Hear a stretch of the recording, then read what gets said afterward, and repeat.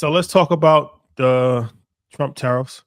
So the market, has been sliding for a while, but it took another slide today on the second is when it's going to come into effect. He said he didn't want to do April 1st because he felt in April Fool's Day, he didn't want people to think that it was a joke. So April 2nd, April 2nd is when the tariffs come into play. Liberation Day is what he's coined it. So it's a great name, but horrible strategy. So market, like I said, the market's been sliding.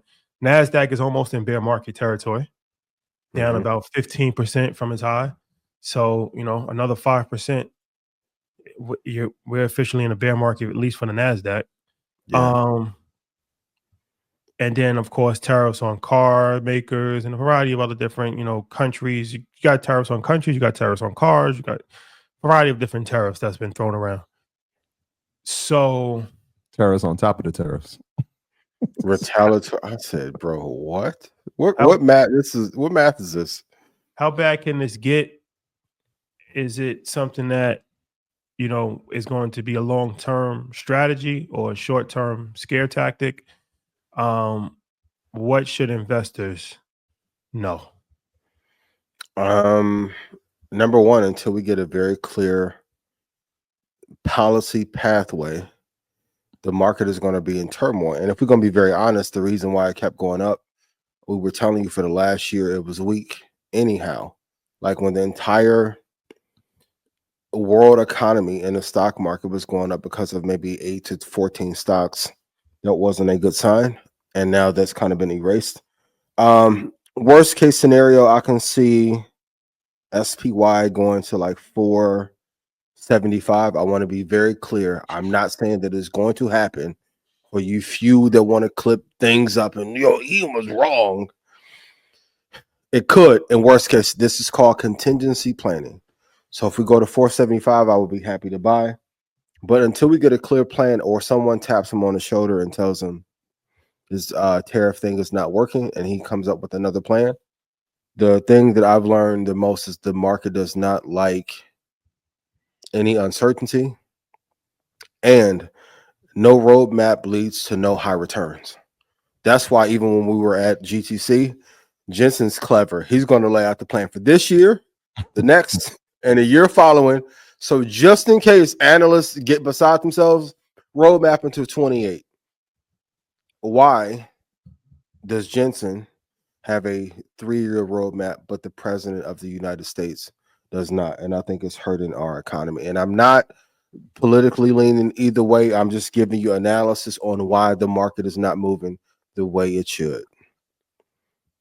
Yeah, the uncertainty is, I I was reading a report, the GDP has now, for the economists, have now predicted that it's going to be like 0.5% less than what they thought it would be by the end of the year. It's interesting because Q1 is now officially over, right? So you're starting Q2 with this going into effect. It originally was for specific countries. There was talk yesterday that while he was on Air Force One, that it's going to be for all countries, right? And then we'll see how this thing works out when they did a poll out of 30 economists, and 29 said this is probably the worst policy put into place that they've seen in their time, because there's no real clear plan as to how it's going to work, but we will see the long-term effects if this actually gets rolled out. It's tough to like, what do you do? Right? Like if you don't know what you're going to be paying for a product and how much it's going to cost you to get or send a product, it's kind of tough to do business to a certain extent. So for sure, we'll see. We'll see. If you're president, what would you do? Yeah, we'll see if he can. How the question for me will be, how long will he allow it to fail before he steps in and says, all right, we need to change this? What'd you say, Ian? If you were president, because you're probably the only one out of us that's even qualified to run, what would you be doing right now? If Trump called you, or if Brock called you, or whoever called you, like, brother, fix this. What would you do? Well, I think that it should have never even got to this point, right? Like, this middle ground that can be taken, and to take this sharp turn in an already fragile economy is something that's not recommendable.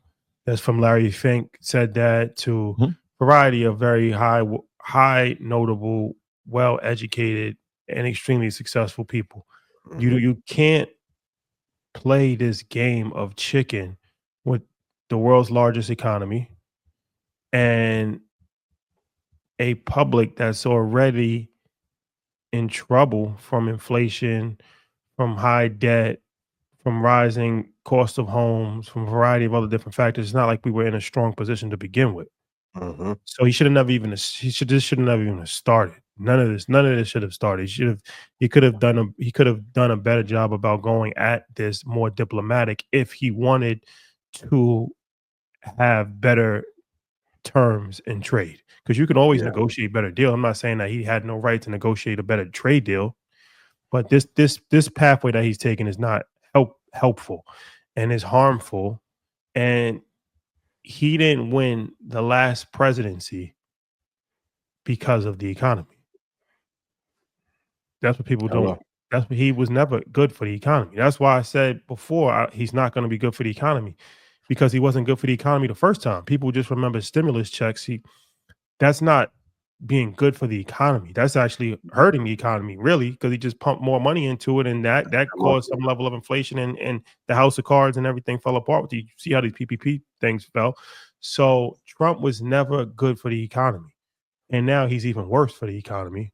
Problem is that it doesn't really matter because he still has strong support. So if he had like a low approval rating, and then he might be inclined to have drastic changes in his economic policy. As long as his approval numbers are high, Mhm. he has no real incentive to have Make a changes change. to what he's doing economically, because then I would have to admit that he's actually wrong on a certain level. And he's never going to admit that. So, no, it's going to be pain. A lot of people think that we're headed towards a recession, economic slowdown at the very least. Yeah. So that's not good for the stock market. So I don't think that we should look at this as something that's just going to be a short-term turnaround. I don't think For the That's record, quarter one, positive or negative? oh, it's negative. Will they, if we have a second quarter of negative growth, will they actually say I don't know what that's called. I guess it's just called the second quarter of negative growth. economic restructuring? as far as the basic principles Let's of coin investing, that. this is why you guys stick to the basic principles of investing. Dollar cost average, Yep, index funds, ETFs, for sure. never risk more than 10% of your portfolio on trading. For sure. In this environment, you probably want to do even less. Where you get it is extremely important. That's why, everybody that take advantage of stock club sale, that's important, right? Because now you're going to you're going to get a chance to see those numbers. And where you actually are making entries makes a big difference, especially if you have, more money that you're actually putting into the market. But Yeah. be careful. Just because something is down doesn't mean that this is the time to just put a bunch of money in GameStop. Like, Mistake. I don't care how much Bitcoin. GameStop is not Michael Saylor. I want to be clear. I don't care if you go get the rest of the supply and Ethereum and extra in combination. No work. yeah. It no work, my boy.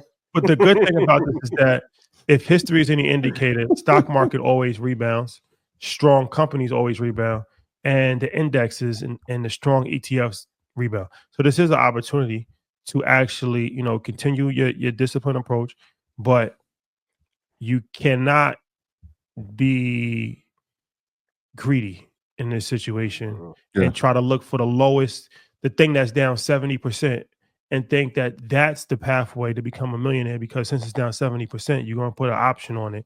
And now it has no option but to go up because we've already reached the low. That's a dangerous game to play. Yeah. You got to be strategic. And you have to have your plan. Historically, from a historical perspective, and we said this a few times, April has been a month that has been one of the best months to trade in or to see gains in. But I don't even know from a historical standpoint, this year, this presidency feels just like an outliar. Right? it just feels like a different outlier, especially when these tariffs are going into play inside of this month. Some people will say that it's already been priced in, right? The effects of the tariffs have been priced in, but it's tough, right? When you say, yeah, it's going to be 25%, but then it's 25%, and we're going to add an additional 10% on top of that, and it's a new country every day. We're just gonna have to really, really, really watch this thing play out over the next couple of weeks. And like I said, how long will it be before I made a mistake? Which is tough. Like when you're talking about somebody who's super egotistical and has to admit that somebody's wrong, or who are you gonna fire because of this? When will that happen? Well, also another thing is the political system in America has no education requirements. That's disturbing if you really think about it. What do you Meaning, mean? so okay, Congress, right? Like the Ways and Means Committee or the Appropriations Committee. So the Ways and Means Committee, they control the taxation. The Appropriation Committee, they control where money's actually going. We're talking about trillions of dollars here, right? Yeah. You don't have to have any knowledge about the economy to be on these boards. Mm. You can literally be an entrepreneur who owns a plumbing business in Wisconsin, get elected, and now you're on a defense board, or you're on the appropriation board, or you're on so what I'm saying is that a lot of these politicians have no knowledge of how economic policy works. And even Donald Trump, I mean, obviously he's a successful entrepreneur, but being an entrepreneur and being an economist are two different things. Two totally So different understanding things. how a business works and understanding how real estate works and understanding how marketing works is not the same as understanding geopolitics and understanding global economic trends. They're not one and the same. Yeah. So I think that it would probably be beneficial at some point in time to have some level of education requirement. Like I feel like if you're going to be an elected official, you should at least there should be a pathway of like real political education that you actually have to take, because there's no pathway right now. Like even for myself, if I wanted to run, I could run. There's no civics course that I had to pass for college. There's no advanced degree that I need as far as how the judicial system works, all of this stuff. So you got a bunch of just regular citizens that's up there, and they're making a fool of themselves because what they're doing is relying on information that's provided to them by lobbyists. So the lobbyists are educated, but they have an agenda. So now the lobbyist is telling them things and they're educating them, and they're putting money into their pocket, and they're taking that. It's no different from Kanye West. That's why like Kanye is actually a microcosm of our society, right? Because Kanye gets information from people, and he relays that information, and that's his books that he's reading. So this version of Kanye, yeah, he's getting information from people, like the people around him. That's the thing. If he has conservative, right wing people around him feeding information, and he's saying like this is the information. So if these people are getting fed information, they're just reciting the information that they're getting fed. They don't know enough to actually push back on this information or have an intelligent opinion on this information. How would they? How would you expect a school teacher to know about Middle Eastern politics? How would you expect a real estate agent to know about global economic trends? How would you expect somebody that's a dentist to really know about tariffs? That's not even fair, right? Yeah. And we felt the same way when the other administration was in, for those of you who may be leaning a particular way.